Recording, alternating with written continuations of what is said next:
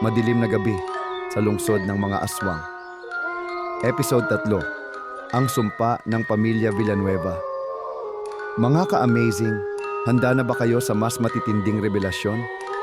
Dahil sa gabing ito, malalaman natin ang madilim na sikreto ng pinakamakapangyarihang pamilya sa San Bartolome. Isang sumpang bumabalot sa kanilang dugo at isang kasunduang maaaring naging dahilan kung bakit naglipa na ang mga aswang sa buong lungsod.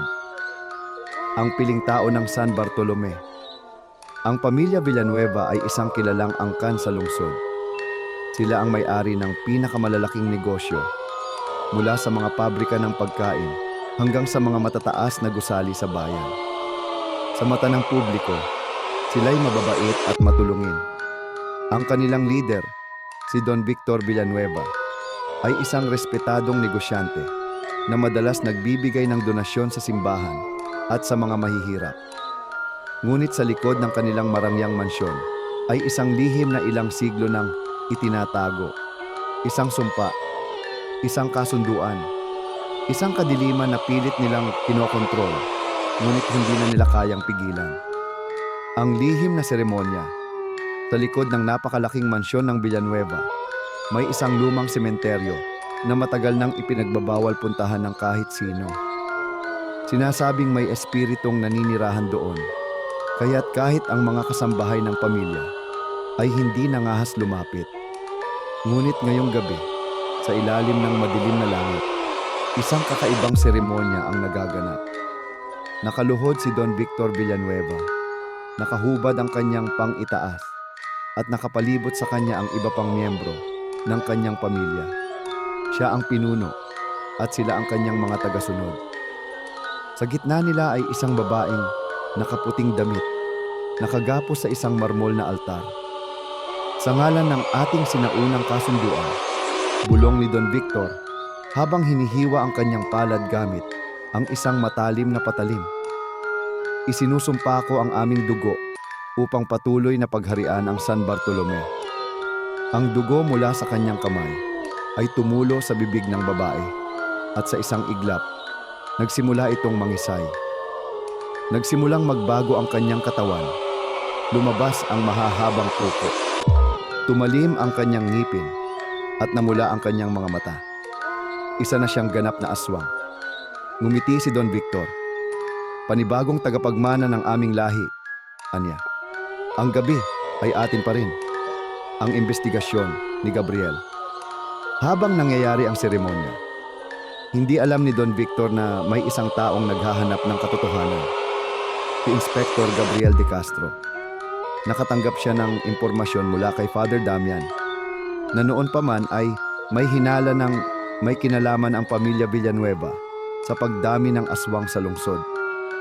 Gabriel, kung gusto mong tapusin ang bangungot na ito, simulan mo sa kanila, sabi ng pari. Gamit ang kanyang lumang kotse, pumunta si Gabriel sa gilid ng mansyon ng Villanueva. Nagkubli sa dilim at sinubukang makapasok sa loob. Ngunit bago pa siya makalapit, may naramdaman siyang malamig na hangin sa likod niya. Hindi siya nag-iisa. Dahan-dahan siyang lumingon at nakita niya ang isang nilalang na nakatayo sa anino.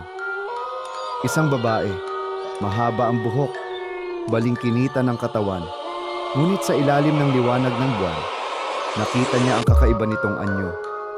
Pulang-pula ang mata nito, ngumiti ito sa kanya, at unti-unting lumitaw ang matatalas nitong mangipin. Huli ka na, bulong ng babae. Ang dugong aswang. Bago pa makalaban si Gabriel, naramdaman niyang may matalim na kuko na sumugat sa kanyang balikat. Napasigaw siya sa sakit. Ah! Napatumba siya sa lupa. Dumudugo ang kanyang sugat. Sinubukan niyang bumunot ng baril, ngunit napakabilis ng aswang. Mabilis itong lumundag at lumitaw sa harapan niya. Hinawakan ang kanyang mukha gamit ang malamig nitong kamay. Ang bango ng dugo mo, Inspektor, bulong ng aswang. Masarap kang kainin. Tinubukan niyang lumaban. Ngunit nang akma nang lalaslasin ng aswang ang kanyang leeg, may isang bala ng baril na dumaan sa hangin. Bang! Napasigaw ang aswang at mabilis na umatras. Napatingin si Gabriel sa likod niya. Si Ka Efren, ang matandang albularyo. Hawak ang kanyang lumang revolver na may nakabalot na anting-anting. Gabriel, tayo na! Hindi mo pa sila kayang labanan! Sigaw ni Ka Efren. Mabilis na bumangon si Gabriel. Kinuha ang kanyang baril at tumakbo palayo kasama ang matanda. Sa likod nila, narinig nila ang halakhak ng aswang. Tila ba isang babala? Hindi pa tapos ang laban. Itutuloy.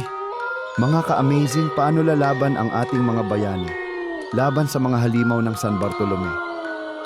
Ano pa ang ibang lihim ng pamilya Villanueva? At higit sa lahat, ano nga ba talaga ang kasunduang bumalot sa kanilang dugo? Abangan ang episode 4. Ang itim na aklat, kung saan matutuklasan ni Gabriel at ng kanyang mga kakampi ang isang sinaunang lihim na maaaring makapagpabago ng laban. Huwag kayong bibitaw, mga ka-amazing, sapagkat sa mundong ito, hindi mo alam kung ang kaharap mo ay tao pa o isang nilalang na gutom sa laman mo.